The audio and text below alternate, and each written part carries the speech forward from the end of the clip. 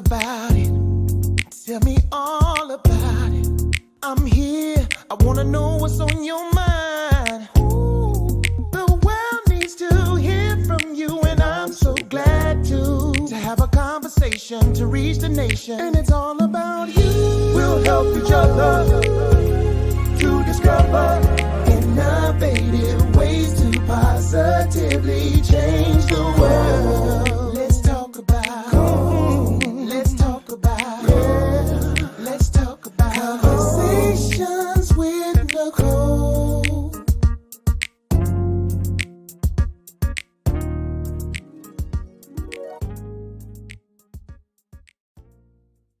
Greetings. Happy Wednesday. Welcome to Conversations with Nicole. I am Nicole Everett, your host. And Conversations with Nicole is a talk show based in Tallahassee, Florida, focused on connecting the community through conversations. And today is what I call Wellness Wednesday, which is an opportunity for you, me, and my guests to talk about whatever it is we want to talk about. And today our topic is Heal Black Man Heal. Heal Black Men Heal. My very special guest is Dr. Curtis Jasper, also known as Dr. Curt.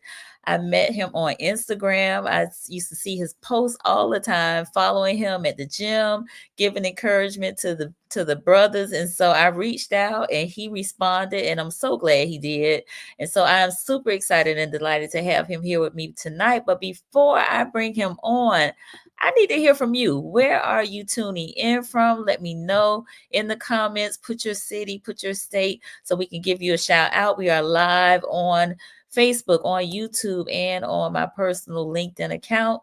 And so this is an opportunity for us to engage with one another. And listen, don't get it twisted. Though the topic is Heal Black Men Heal, the ladies can be in the place tonight as well. We actually want everybody to be part of this conversation. So again, an opportunity for us to communicate and engage with one another. And y'all know I'm all about us being well, getting our checkup from the neck up. And so I'm, again, super excited for Dr. Curt to be with us tonight. So I see a few folks have chimed in. We got Brittany with us. Thank you for being here, Brittany. You know, you've been showing up lately, girl. I love it. I love it. I love it. I appreciate it. We got Rakia in the house here in Tally Ho. I appreciate you so much. Telly X Boone. Dr. Curt is one of my mentors. Love it. Atlanta G in the house. I appreciate that, Telly. Thank you for joining us, and hopefully you will continue to check out the platform. So I'm going to go ahead and introduce Dr. Curt. I have his bio here, so y'all bear with me. Dr. Curt is an author, speaker, educator, psychologist, and human behavior specialist who uses a psycho-spiritual, psycho-emotional, psychosocial approach to counseling and therapy. He teaches individual groups, couples, and families a culturally based, non-colonized therapeutic approach, and I absolutely love that, to relationship challenges, family dynamic challenges, Black men issues, mental health challenges, and emotional wellness. Dr. Curt currently works with clients in his Atlanta-based private practice. He is a widely sought-after emotional wellness expert, keynote speaker, and corporate consultant, and is considered by many to be a relevant counselor for the culture. Dr. Curt is an ordained interfaith minister and certified master teacher. As a keynote speaker and corporate consultant, Dr. Curt has worked with prominent corporations such as Microsoft, Pure Insurance, Paramount, the University of Houston, Clear Lake, and the Berg, which is Black Employee Research Group, just to name a few. His TEDx talk has been chosen as the top 5 Black mental health TEDx talks to watch right now. And I was actually checking it out earlier today, and it's really, really good. I think over like 42,000 views. He also is the executive director of I Am International Inc., a Georgia-based personal development training and consulting organization. He works, rests, and plays in Atlanta, GA. Y'all help me welcome Dr. Curt. What's up, Nicole? Thank you so much for having me. How you been? I've been all right. How about you? I'm good. I love that intro. You got a little few moves over there. I like that.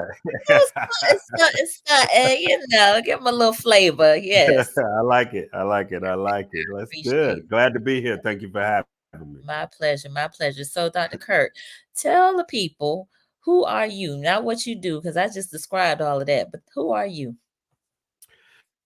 I'm a Black man who's on a healing journey, right? I am a student teacher, right? I love to serve and live out loud, living through demonstration. Nothing special about me besides being individually and unapologetically me. I am the youngest of three. I am a father of four, grandfather of one. And I love who I am and where I am now. I just turned 53 last Friday on the 8th. So I'm excited. I'm excited to be here and I'm still learning. So, and I'm just getting started, right? So at 53, I'm Yes. just getting started in a lot of areas. So that's who I am Nice. for now, Miss Nicole. W- Wonderful. Well, happy belated birthday. We Thank again you. appreciate you and the gifts and talents that you bring to our world. We are awaiting the things that you have to offer. So thank you so much. All right, we got Absolutely. a few more folks that have joined us. Sonia B, who's an intimacy coach and certified sexologist here in Tallahassee. Nice. Thank you for joining us. Miss Pumpkin is here. Good evening, good people. She's here in Tally Ho as well. And Miss Tracy Gole. So y'all tag a friend, like and share, tell them they need to be here. We got Mr. D. Jerome Garrett, who is a social worker here in the Tallahassee area. Appreciate you being here, D. Jerome. We got to get you back on the show, brother. So you let me know when you're ready. All right, Charlie Ford. This is going to be a good combo. All right, thank you for being here, Charlie. We got Kim Preston in the house, who is here in Tallahassee, and Dr. Terry Parks, a regular on Conversations with Nicole. He is a psychologist in the Atlanta area. Do you know Dr. Parks?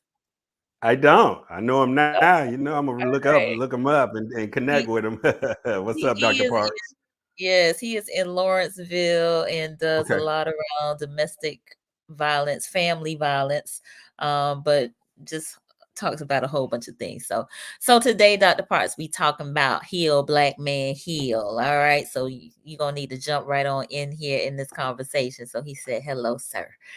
All right, so again, please like and share. Please like and share. And our topic is heal, Black man heal. But because I have a psychologist on the live with me tonight, I need to read my disclaimer because I don't want y'all to mistake this for counseling. We want you to go to Please counseling, do. but this is not counseling, okay? All right. Right. So, all topics past, present, and future on Conversations with Nicole are for informational purposes only. They are not to be used as a diagnosis for treatment or an answer to any personal issues related to the topic before being discussed before, during, or after the program. All right.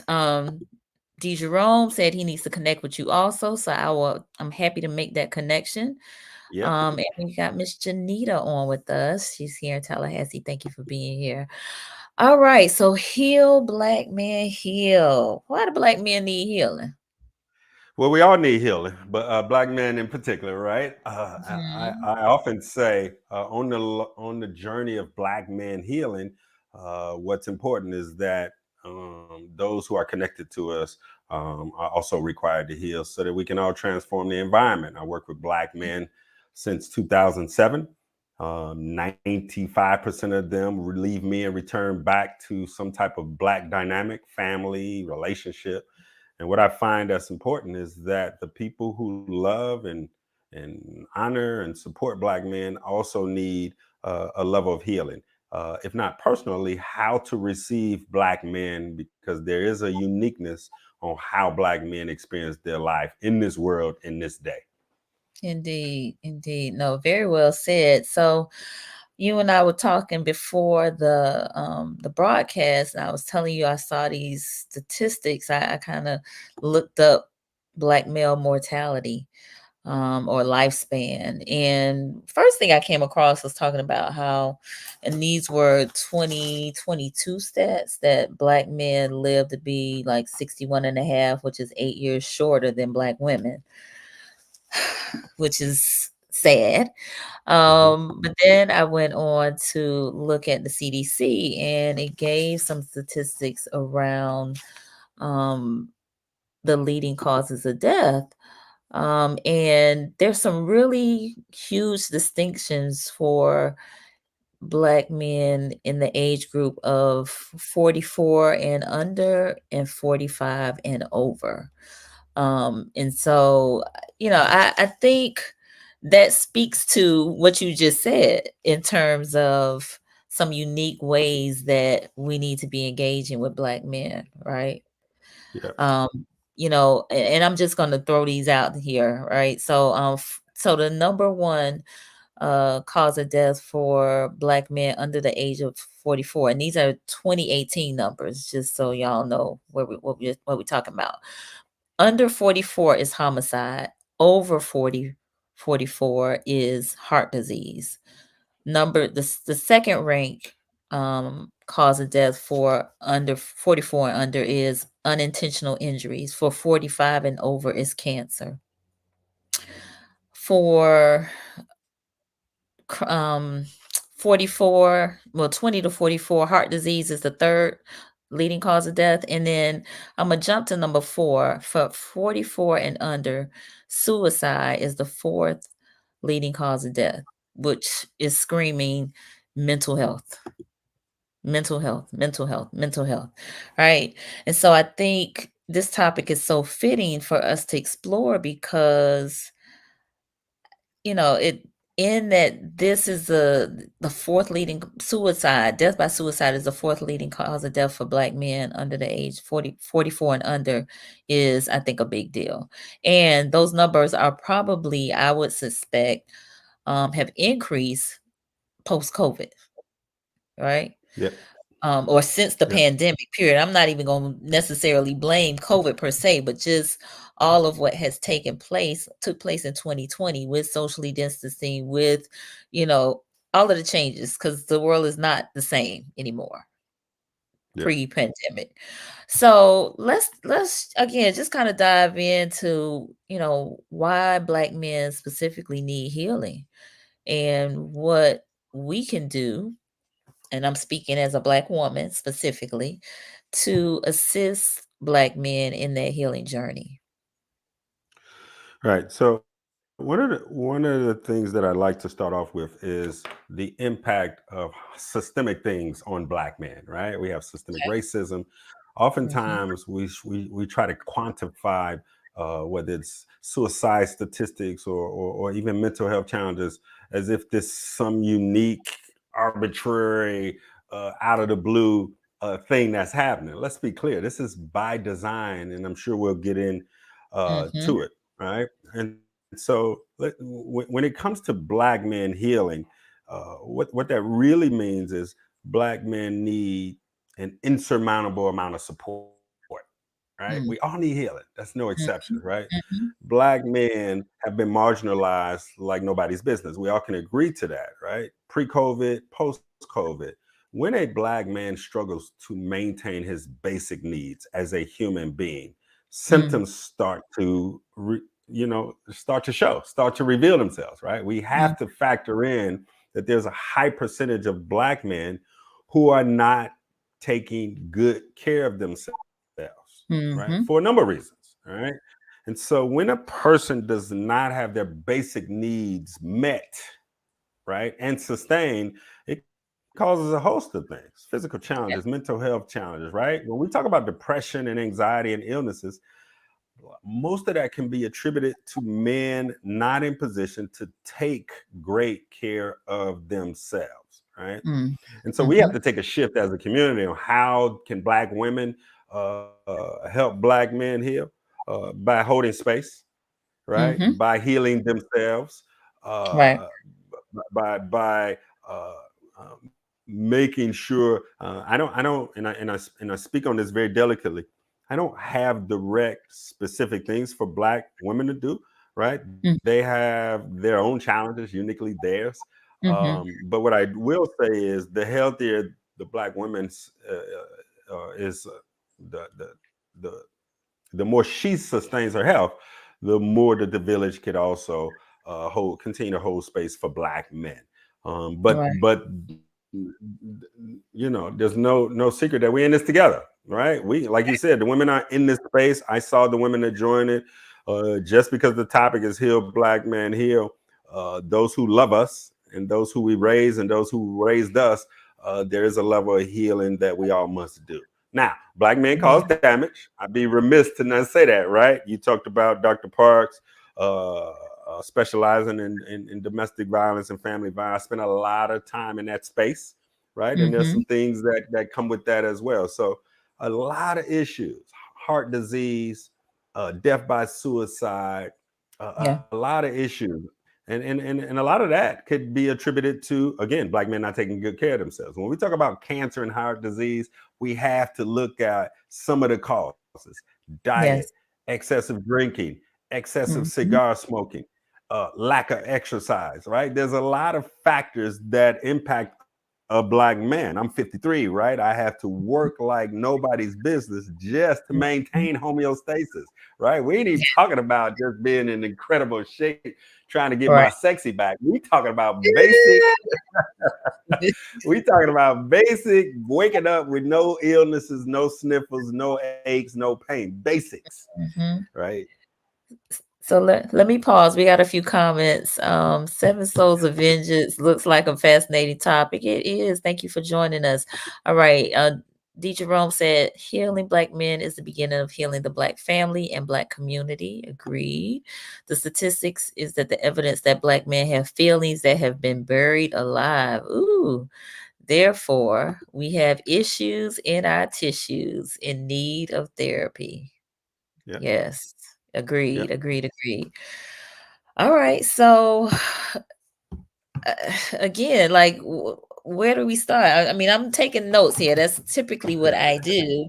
But one of the things that you mentioned that kind of stood out to me is not in a position to take care of themselves. So why is that? Why are Black men not in a position to take care of themselves? A number of reasons. Most of them are not most. There's a high percentage that's underemployed. There's a high percentage that's inundated with unrealistic, unsustainable expectations, even taking care of the fathers, taking care of the families and the children, right? Oftentimes, Black men are held to a standard where they have to put themselves on the back burner. They have to serve as they're filling up their cup and not as a result of their cup being filled. Right. And so we start experiencing things like illnesses and burnout and depression and anxiety. Right. So there's a lot of expectations that are placed upon Black men, and we hadn't even gotten to our own healing. Right. I know the buzzword in the mental health space is healing childhood wounds. Let me be clear. I work with 99% of Black men. Black men have been extensively damaged as adults. Right. They ain't even gotten to the childhood. They still trying to recover from adult damage in a lot of different areas. No, that's good. Pamela Robinson, thank you for being here. She said most of our men won't go to the doctor for regular checkups. Right. Most don't. Most can't. Right. Most don't have adequate insurance. Most don't have jobs where they can take off during business hours. There's a lot of factors. Right. One of the things that I stress to the Black women is be careful on how you generalize what Black men are not doing. Right. They are not doing. I hold space for Black men revealing some of the most challenging things that they are working through. Right. That they are working through: heartbreak, grief, trauma, questioning their identity. 1 out of 4 have been sexually violated. There's a lot of reasons that Black men have put themselves on the back burner. Now, I'm not making an excuse. I'm just here to educate and allow you to see it differently, because I have a high level of counseling and clinical hours specifically working with Black men. So I'm not making it up. This is directly from Black men who I'm privileged to work with every single day. Wow. Thank you for sharing that. That's powerful. I see we have Mr. John White, who's in Jacksonville, on with us. Thank you for being here. Ashley, educate us. She's here in Tallahassee. Thank you for joining us. Ashley and John said Black men are also doing some phenomenal things. Indeed, they are, my brother. Especially like Mr. John White. All right. All right. So, Dr. Parks, for Black men to heal, we need to have places to share where we feel safe to do so and be real about what's bothering us, not just getting together to smoke cigars and sip on something. Okay. Hmm. That's agreed. Hmm. I think the barbershop has also been kind of a sacred place for Black men. Now you said something good, right? Now notice that Dr. Parr said safe, but you said sacred. So Hmm. here's what I've been working on lately. We need safe, sacred spaces. Let's be clear, they're Safe. not the same. Safe Okay. and sacred, right? We All need right. safe and sacred. So I'm glad you both used that and introduced the audience to those terms. All right. Safe and sacred. Okay. So, what would you give us some definitions around safe and sacred places? Okay, great. Now, safe, we're just talking about the comfortability, right? That could be the barbershop, that can be your partners, it could be the cigar lounge, right? It Uh, can be properly used for recreation and celebration and fellowship. We're just not talking about developing a lifestyle where it's causing us some challenges, but it could be a connecting place that's safe, right? But when we talk about sacred, right, mhm. that's somebody specialized in holding a particular clinical, spiritual, mental, emotional space to get you through some things, not around, not up under, because there's some safe spaces that kind of get us around some stuff. We need sacred that gets us through some stuff. Come on now. You about to preach right here. Think we might have to pass the collection plate around. All right. Thank you, D. Jerome. He said that's good. Agreed. All right. He said, I should have had you look. I should have zoomed in on that. Specialized clinical. Say it again if you can. I don't even remember. I I know was that's on a right. I'm gonna roll, have to watch Nicole, but the no. replay. I know. I'm gonna have to do the replay. No, that was really good though. Really, really good. Okay. All right. So safe, sacred places for brothers. Mhm. Got it. Yeah. Got it. And I Got mean, it. the clinical place, there has to be the clinical component. There has to be the spiritual component. Lots of Okay. brothers, most of them that I come in contact, they lean on a higher power. They lean on their faith.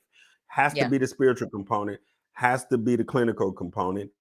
Has to be the counseling component. Let me make that distinction, right? Where brothers kind of co-create, right? We need to do more listening, even as practitioners, right? We got to do more listening. We can't just be trying to pop off all the credentials and talking all the jargon. Nah, we need to shut up and listen to these brothers, right? We Yeah. have to do a high level of active listening, but we have to Mhm. take into account meeting brothers where they are. So if it's your partner on the corner, just because he don't have the extensive vocabulary, don't mean he's unintelligent and he ain't clear about how to express themselves, right? We have to Yeah. meet brothers where they are, right? So sometimes we got to take off the sweat and the tie and get down and dirty and listen to a brother where he is. So you said something right there because I think like I have a friend who I speak to on a regular basis who is quite articulate. And a lot of times in our conversations, he says things that I think a number of brothers may be thinking, but just don't know how to necessarily express it or put words to whatever it is. You follow what I'm saying? So, Yeah, like you said, like we really need to, well, the practitioners, so I'm just the advocate, need to listen to the brothers who may not have, like you said, meet them where they are and, really get a good understanding of what's going on with them. for sure, for Love sure. it. Love it. Yes. And look, Janita said, please share the show notes. Will do. Will do. Will. All right. So thank you for breaking it down in terms of the not in a position to take care of themselves because I think, you know, just having that breakdown gives definitely more understanding to what that is. And I think it's important that we understand what that is. Mhm. All right. So I got a lot of thoughts, but you tell me, where do we go from here? So what, I mean, we you talked about the systemic racism and, not being in a position to take care of themselves, and some of the things that they have suffered through, you all have suffered through, that doesn't necessarily get talked about, but you all are contending with it, whether through diagnosis or non-diagnosis, through you self-medicating, which could look like a number of things. So where do we go? Where should black men go? Like, what's the solutions? So there's going to take a lot of things, a lot of time for a long time, right? There's a lot of good work going on. Um, brothers are doing the work, right? We are doing the work. We're holding ourselves accountable to a standard, and we're requiring our children and our partners to do the same. Hmm. I often bring up the big picture just so we can ease off on what brothers need to do, as if the average brother is chilling, Okay. with a whole bunch of resources in line where he's just refusing to do certain things. Let me give you a few examples.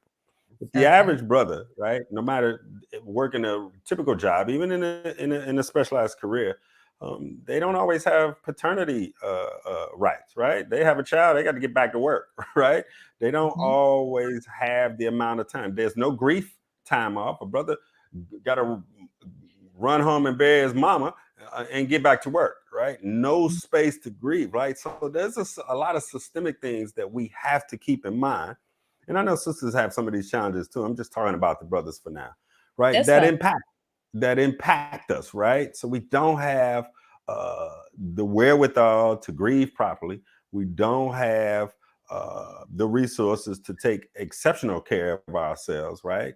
Um, and, there's a lot of different factors there. Now, and let me also be clear. I work with brothers who are highly functional, right? Money is not their issue, but they got other issues, right? They have Mm-hmm. other issues, right? They have uh, challenges with burnout. They struggle to uh, keep a sustainable, healthy relationship. They have been accused of things they didn't do, right? So there's a lot of things that come. Now, there's also brothers who come to me and they be on the BS, right? And they also looking to get past it, right? Mm-hmm. They are well um, they hold themselves accountable and they still need the tools to do the work, right? They've recognized that stuff has become so big that they can't ignore it. And they show up to me, oftentimes saying, just tell me what I got to do, right? I'm ready to do it now. The challenge is for a lot of us, we have to wait to that point. We have to wait until we have a challenge where we ill to go to the doctor. We got to wait until the relationship break down to go see a therapist. We got to wait until we stressed out, crying in the middle of the bathroom floor before we go talk to somebody. Like we wait, right? We wait for Mm-hmm. it to become so big that we cannot ignore it. And I work with brothers, and I'm hopeful platforms like this will change that. That's what I'm looking for. I'm looking for brothers to get ahead, to be preventive, right? Preventative measures, right? Right? Yes. Not call when it's a 911. You cannot use therapy and counseling as an emergency room or even an urgent care, right? Mm-hmm. You cannot. You Yes. have to do it as a maintenance. Yes, yes, yes. All right. D. Jerome said there are a lot of toxic mothers and toxic women that cannot incubate the greatness of the black man. So that is very real. I have um talked to a few brothers that have some toxic mothers and women, spouses, partners in their lives. And you know, I, while I would never tell anybody to leave their relationship, or, and I can only imagine it being difficult with your mother, encouraging them to stay prayerful in terms of what to do and how to do it. Um, uh, that can be really tough. I mean, I have seen brothers like really torn over dealing with toxic mothers and with toxic spouses. So anything you want to say to that? Yeah, and I'm very careful because I like to get down and straightforward when we talk about relationships in general, just to drive certain points home. What I will say is, when it comes to toxic women, let's be clear. We all have toxicity in us, right? There's no exception to that. We all are toxic in some way to somebody, Yeah. right? But overall, when you are toxic to the point where you're damaging, right, where you causing harm, that's a whole different topic that we're talking about. Mhm. Most women who are toxic were raised by toxic mothers, right? Most women who are toxic are raised by toxic. Now we quick to blame it on the absent father, but Mhm. statistics say that the present parent does more damage than the absent parent. Everybody know that, right? Right. So when it comes to the toxic woman, a lot of it is because the toxic woman that we choose is raised by a toxic mother. So I always go Mm. back to the brothers, like we have to be better in our selection Selection. process, Mm. right? We have to become better sifters, selectors, and sorters. We have Mm. to raise our standards where we are collecting data when we meet a black woman and not just trying to place her on our personal agendas Come for on whatever now. reason, externally or internally, right? So when a brother come to me and he has a list of complaints about his woman, baby mama, wife, ex-wife, I ask him two questions. Well, make one statement. You chose her, and take me back to when you chose her. Take me Mm. back. Because oftentimes we be mad at ourselves and project it out because we went against our intuition in our first mind when we chose these partners. Mm. My Lord. Okay. Yes. D. Jerome said that's good. I'm gonna come back to you, Tina, on your question because I need to get back to Brittany for just a moment. She said, "I remember when I asked God to remove a man from my life, and He told me no. God said that man is following your every move. Lead him to me. I did just that. Now the guy is a man of valor. Wow, that's Yep. powerful. Yep. It happens. Powerful. Powerful. Yep. Yes." Let's see. We choose them. Mercy. Okay. Yes. D. Jerome said mercy. All right. And we got Miss Tina on from She Speaks Solutions. She said, "Good evening. Randall thought, what will it take for us to provide more support from our men who have figured out the broken system?" Hmm. Okay.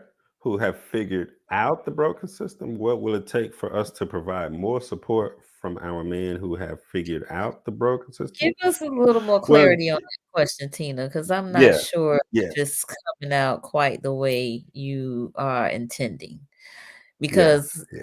yeah, just give us a little more clarity on it, which is a good breaking point for my little.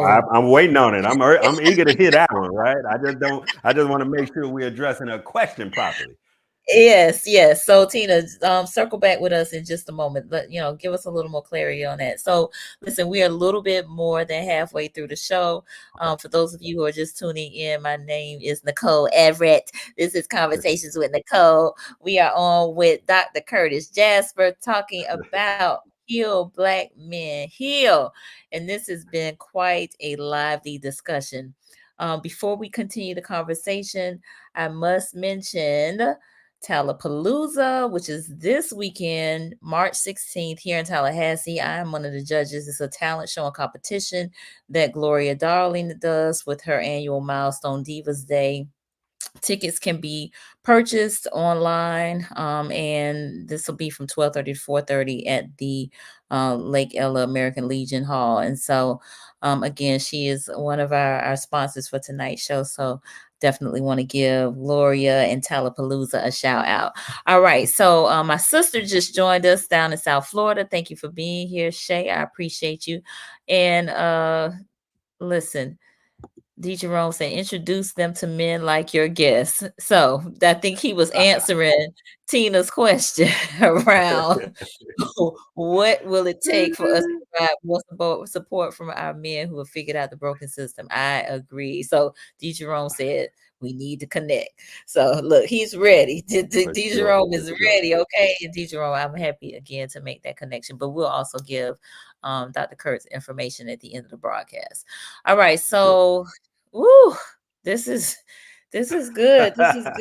I'm just We just getting listen. warmed up, Nicole. We just getting I warmed just up. get warmed up. I think we're gonna have to do a part two because listen, this is a lot of great information. All right, so now I recall in well, let me back up. You mentioned some things that Black men are going through. One of the things that you mentioned is grief, right? Grief. And I've had several shows on grief. Recently talked to a gentleman here who's a chaplain at a hospital. And he, mentioned grief as being one of the things that when folks are kind of sitting in the hospital bed, you know, thinking about life and relationships and all of that, grief just kind of bubbles up for them. And so, talk to me about grief, the grief of Black men. Yeah, that's a great question. It's complex, right? There's compound, complex grief.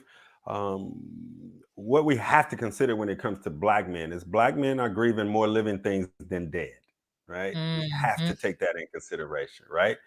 And so, mhm, grief, as we know it generally, is the acute emotions that come as a result of loss. We most attribute it to deceased or loved ones who have passed on. That's what we mhm, don't consider is that there's a component of grief, which means something left us that we wasn't ready for it to leave when it left. mhm. Right? That's a different grief, right? Some of us Right. are have lost jobs. Some of us have lost relationships. Some of us have lost our children. And I'm not talking through transition. I mean, like Right. we're not in contact with them, right? Yeah. Some Yeah. of us Yeah. have Yeah. lost homes and lost our freedom, right? So grief Mhm, is this big weight that Black men are forced to carry, right? And it's mhm. not so much that they can't carry it, they need help carrying it. They need Yeah. to shift how they're carrying it. They need Mhm, tools to support them, right? They can't sit it down, but they also need help on how to shift it so that they can stay safe and mhm. secure in their normal lives. Love it. Love it. Love it. Okay, so Tina came back and said, like those who have learned from their mistakes, those who are emotionally aware and awake. And she said, yes, D. Jerome. So, yeah, I think she's trying to connect those who haven't mastered the system or are unhealed, hearing from those who have learned from their mistakes or are emotionally more aware and awake. If I'm saying that right, Tina, let me know. All Right. right, Jerome is screaming over there. D. Jerome is screaming over there. Listen, he is so excited about this conversation tonight. We appreciate your enthusiasm, D. Jerome.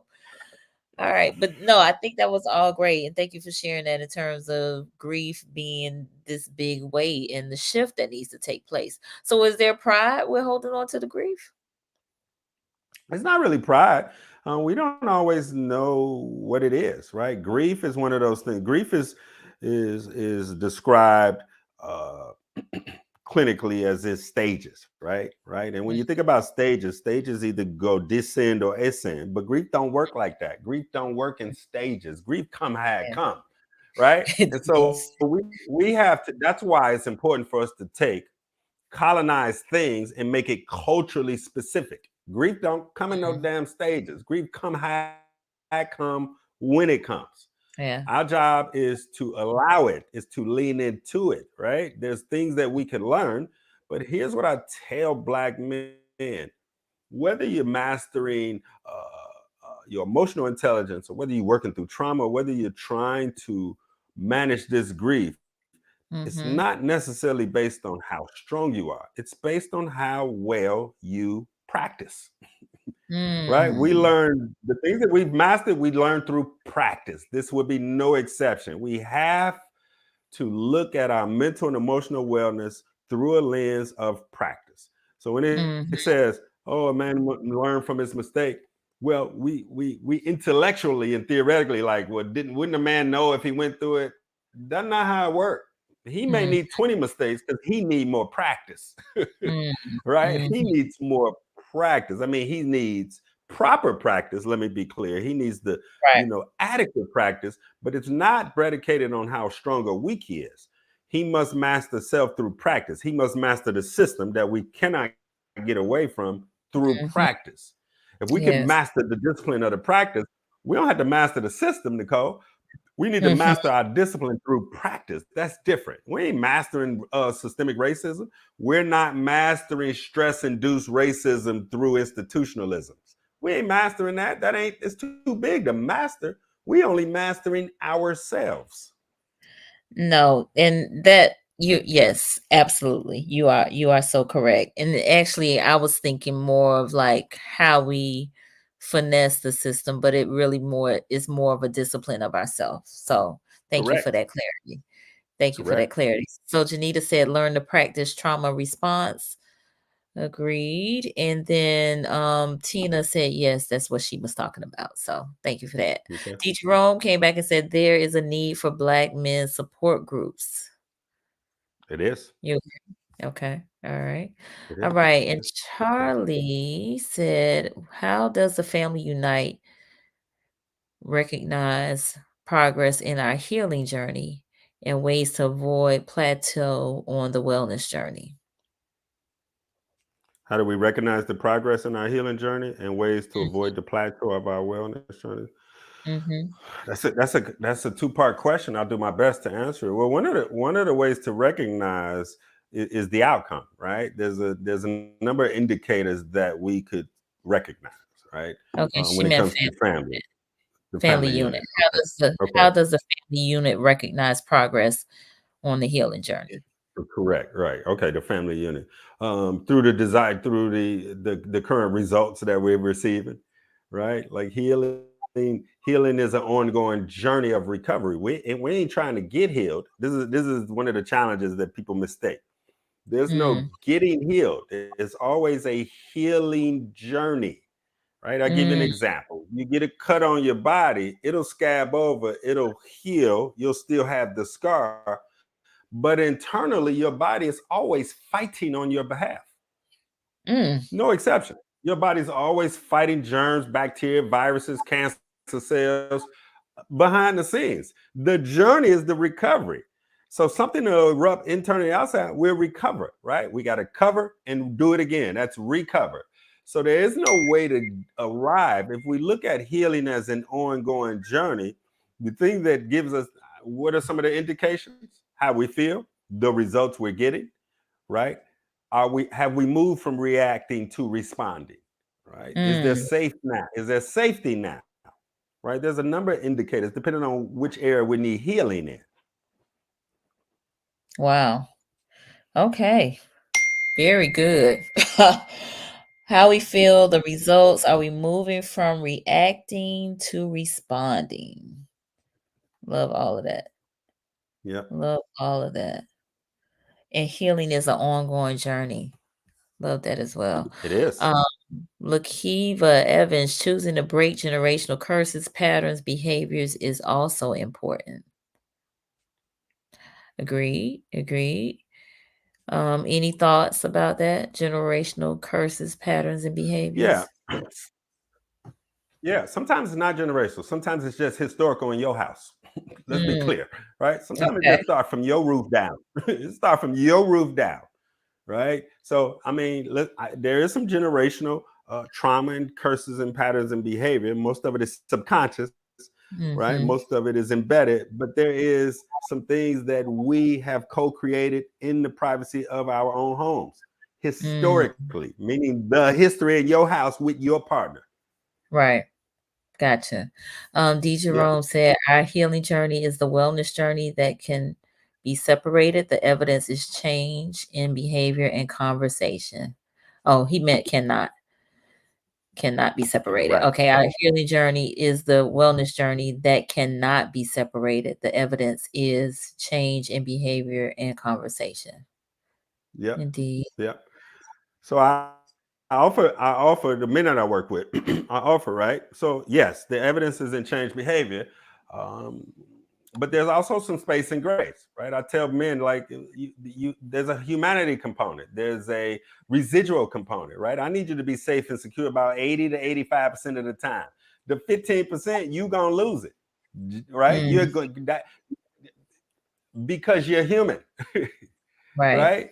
You're going to lose it, right? The challenge is we want to lose it where it doesn't cause harm to you or other people. Will all your tools go out? Yeah, it's easy to sustain best practices when things are going well, right? Mm, That's fine until your mama drop dead. Then everything go out the window. That's fine everything. until they call you in the conference room and say today your last day. Then that stuff goes out the window. Because Mm, again, right, there's a nervous system overload that throws all these best practices out the window. that Even with part. me, I do this for a living. Even with me, I tell people, Yep. even with me, my best day, I'm at about 95% of being safe and secure in terms of managing my reactions to my emotions, not the Mhm. emotions themselves. One of the Right. biggest fallacies in this industry is managing emotions. You don't need to manage your emotions. You need to manage your reactions to your emotions. That's different. Mm, mm, I can mm. be angry. I can be angry. Just don't do nothing crazy because I'm angry. I could be angry. It is my right to be angry in and of myself without causing harm to somebody else.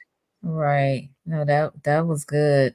Um, we got Leslie Steele here in the Midway area. She said, "Well, just say it and mean it." All right. All right, Leslie. And Jaquetta Johnson, who is here in Tallahassee area. Thank you for being here. My sister said, I like that. Jaquetta, emotions make you cry sometimes. So true.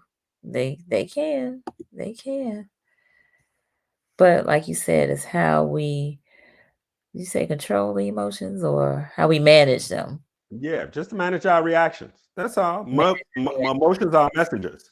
Emotions reaction. are indicators. They're messengers. They're signposts. They're Yeah. here to give you information. Mm-hmm. They are. Charlie, I agree with D. Jerome. Men support groups are needed. How will men respond to being referred to one by their woman? Dr. Curt, do you have one, a men's support group?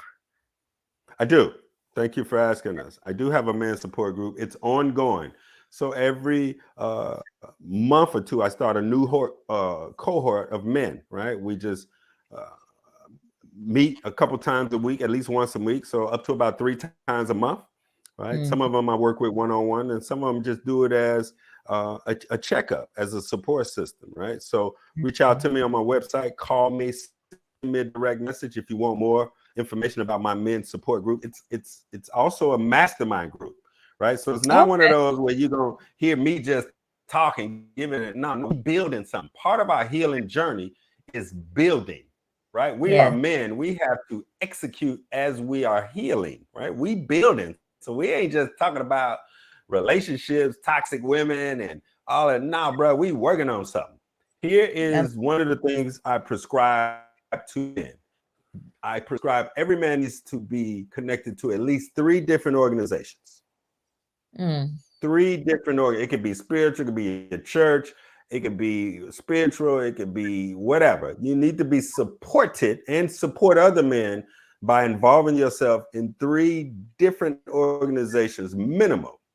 That's one, right? The other part for Black men is it's best if you are a mentor and a mentee okay. simultaneously. You need to be mentoring someone who could look to you for guidance, that who can also hold you accountable, and you need to Got be it. mentored by someone who you really, really like who they are, respect who they are, and got what you would desire going on. Not Mm, necessarily career-wise, just overall. yeah, that's good. Good stuff. All right. D. Jerome said, come on, Dr. Kirk. You are that guy. I'm here to Shanita, work. I'm here to work, D. Jerome. I'm just here to work, bruh. Just need to say yes, mentor and mentee agreed. All Yeah. right. And so Let me go back. G. Jerome said, losing it reminds us that we are human and the need for more work, Correct. emotional intelligence. Tina, love this. Emotions are warnings. Yes. Yep. Lakiva, emotional intelligence is very important. So many people have adopted maladaptive behaviors and think it's positive. Yep. Yeah. D. Jerome, I teach the mentor, the brother, and the mentee. Mm-hmm. Okay. Cool. Yep. Cool. Cool. Cool. Yep. So, all right. I So, love the audience engagement, Nicole. It's oh, absolutely amazing. yeah, so thank you. Thank you. Yeah, my folks like to talk. My folks like to talk. All right. So I love this in terms of you said part of our healing journey is building and again being connected to a minimum of 3 different organizations and then being a mentor and a mentee. Correct. Right. Okay. Yep. Is there anything you would suggest um for internal healing, like affirmations or um I don't know, exercise or journaling or I don't know, whatever. Yeah. Yeah. Yeah. So yes. Uh, let me see how I want to respond to this. I'm reluctant, just as I've been working with Black men for 30 years, so I'm reluctant to endorse specific things because what Right. I know is because we're all on this ongoing healing journey. You can have all the tools in your belt, they ain't gonna all work depending on what you're going through. Right. It's good to have them, right? Yeah. It's good to have them. What I tell Black men is your number one priority is to stay healthy, right? Okay. Right? Gotcha. An unhealthy, tired, lazy, sick body place more demands on your mind, your spirit, your soul, your family, your finances than you will Mm-hmm. probably recognize, right? Yeah. You cannot even begin to be sustainable in your healing journey to do affirmations, to read, to exercise if you ain't healthy, Right. So right? that's You ain't healthy. That's first and foremost, right? that is first Right? and Like foremost. you got first and foremost, a lot of those stats that we talked about is as a result of uh, things that could have been preventable.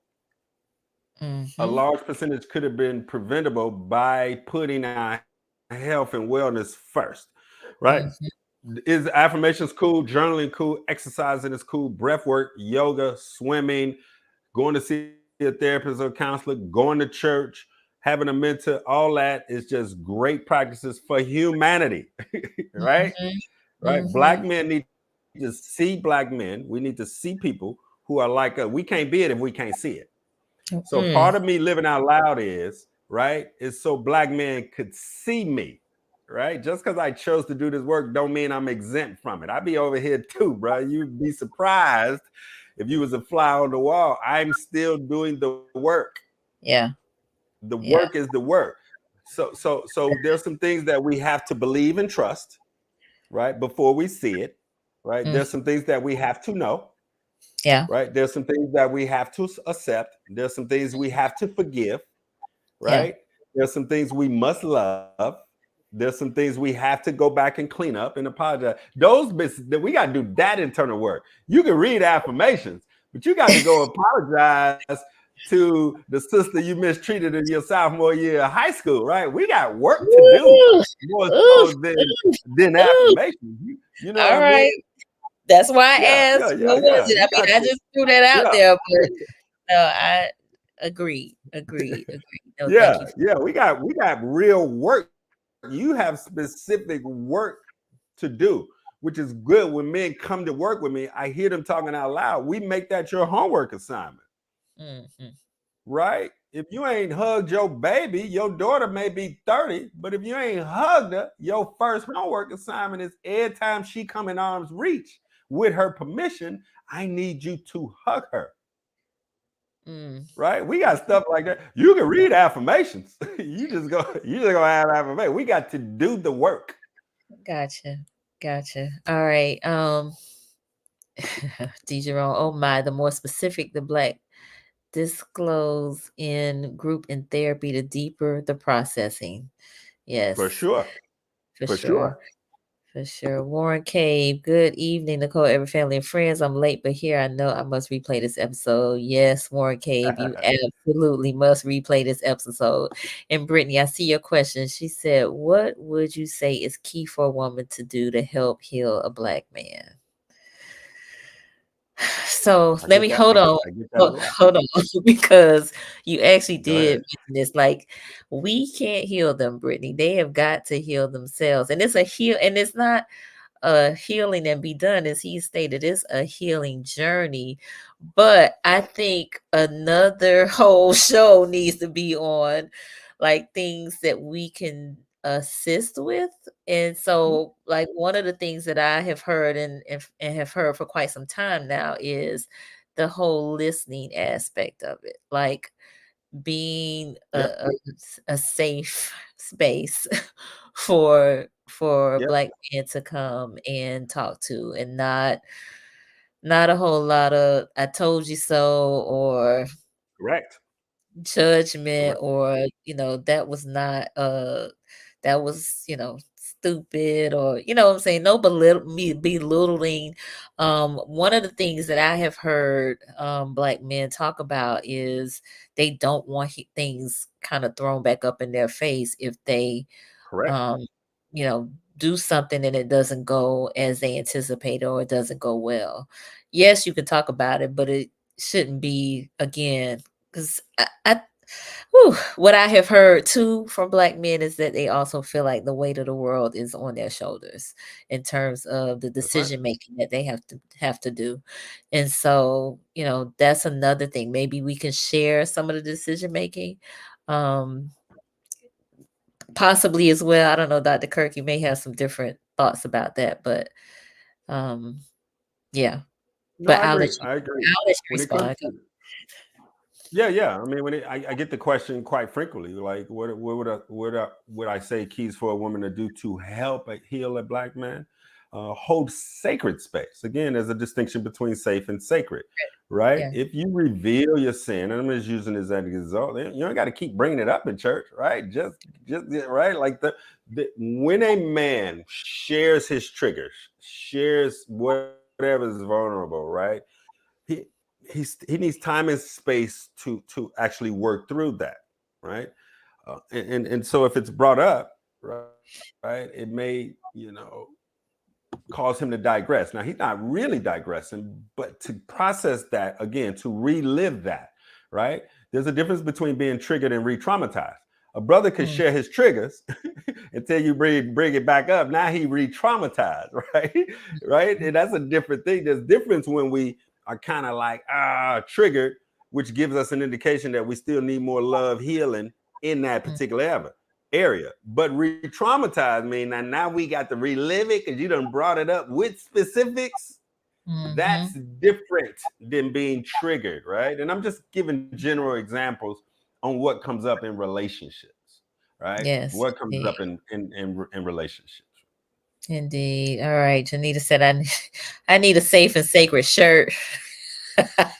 Hey, hey, tell Janita get it print up and just put me and her name on it. We'll do it together. Let's put both our names on it, right? Janita and Right, Dr. right, Curt. I'll right. rock with you. It is. Yes, yes. D. Jerome, he needs to be able to trust you with his heart. Ooh, that's good. And we got Dr. Jiva St. Fort, who is she teaches psychology at FAMU and FSU. Says sacred and safe space. Yes. Absolutely. Right. And Charlie, he also said the Black woman has to do her healing work first. The Black man doesn't need to be fixed. They need us to hold a sacred space. Agreed. All right. And Tina said, yes, sounds like a new show coming soon. Let's get it. Let's get it. All right. So we have come to the end of our hour. I can't believe that time went so fast. Same here. So Dr. Kirk, I'm gonna give you an opportunity to give some closing remarks and to tell folks how they can connect with you. So thank you. It's an honor, privilege, and pleasure to be here. I love the audience engagement. this is my space, right? This is sacred and safe for me to share Yeah. some of my lived experience and expertise, and also just be with new folks. I can be found at drcurtisdjasper.com. I spend a lot of time on Instagram at I am Dr. Curt, Facebook, Dr. Curtis D. Jasper, Twitter, Threads, all of that. Easy to find, right? Easy to find. Google search. My number that's out there is the number that comes to me. So if there's any opportunity where you think that I could add value to you, whether it's your partner, your family, your organization, or your platform, let's talk about it. My job is to allow the people to know I exist, for those who naturally resonate to me, and see if we can build something special to support the community, specifically the Black community, starting with Black men. I focus on Black men because I'm a Black man, right? Like I'm staying in my lane. So I claim the Black men because I'm walking the journey with Black men that I serve. So reach out Yeah. to me. Nicole, you and I talked last year. We follow each other. I'm honored that you invited me on, and we'll do a part 2 Absolutely. and 3. Let's keep this going. Let's do it. Let's do it. Thank you again for sharing just a snippet. This all we got, just to look. I feel like we got like just the surface. This is goes so much deeper, but I'm For so sure. I'm again glad that you spent time with us this evening. Folks are chiming in. If this benefited you, let us know. Let us know. Let us know. Sure. D. Jerome, this is so good. Yes. Brother Malcolm Peterson chimed in for a moment. He's here in Tally. Thank you for being here. Warren said, this is good stuff. I must say that as a man that has been going through some things, I will say that healing comes differently. But if you know what makes a man feel at peace, feed them that more. Love it. D. Jerome, yes, yes, yes. I love the work you are doing. Thank you. Appreciate it. Phenomenal conversation. Thank you, Lakiva Evans. Thank you. Appreciate Thank it. you. Janita, amazing show. Thanks, Dr. Curt. Keep living out loud. Thanks, Queen Nicole. Thank you, Janita. Appreciate you. Appreciate you. Yes, part 2 and 3. I'm ready. I feel like I'm such a lady. Wonderful, Brittany. We're gonna make it happen. My sister Shayla giving us a hand clap. So for those of you who are new to the platform, I invite you to subscribe to the Conversations with Nicole YouTube channel. We are here on Mondays and Wednesdays, Mindset Monday, Wellness Wednesday, talking about mostly all things mental health and wellness in the Black and Brown community. And so subscribing and supporting, and we need all the support we can get. These types of conversations help to uplift us, keep the conversation going so that we can share this with others who we love and care for and be better. I Sure. want us to be our best selves. Listen, operating Yep. in those gifts and talents that have been given to us, right? So again, Yep. Dr. Curt, can't say how much I really appreciate you. And we're gonna have to schedule something like soon. Real soon. All right. I'm All ready right. when you are. You already know. I do. Okay, wonderful people. Y'all have a great rest of the evening, and we will see y'all next time. Peace.